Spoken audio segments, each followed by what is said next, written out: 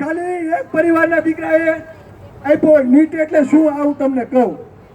ધોરણ 12 સાયન્સ પછી નીટનું તમે પરીક્ષા આપો એટલે મેડિકલ ક્ષેત્રમાં એડમિશન લઈ શકે અને તમારો દીકરો ડોક્ટર બની શકે.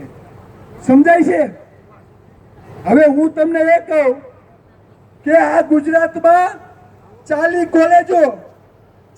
કોલેજો મેડિકલ છે. મેડિકલ કોલેજો 40, એમાંથી માત્ર 4 કોલેજ છે ને એ જ સરકારી છે, બધી બીજી પ્રાઇવેટ.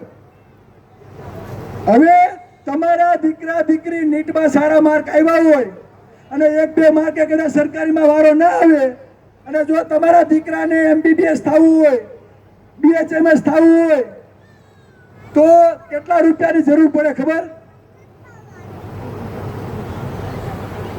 1 કરોડ હોય ને ત્યારે તમારો દીકરો કે દીકરી ડોક્ટર બને. કેટલા હોય ત્યારે? 1 કરોડ. હવે હમણાં આમાં ઘણાના દીકરા દીકરીઓને નીટ કરાવવું હોય, મેડિકલમાં લઈ જવું હોય.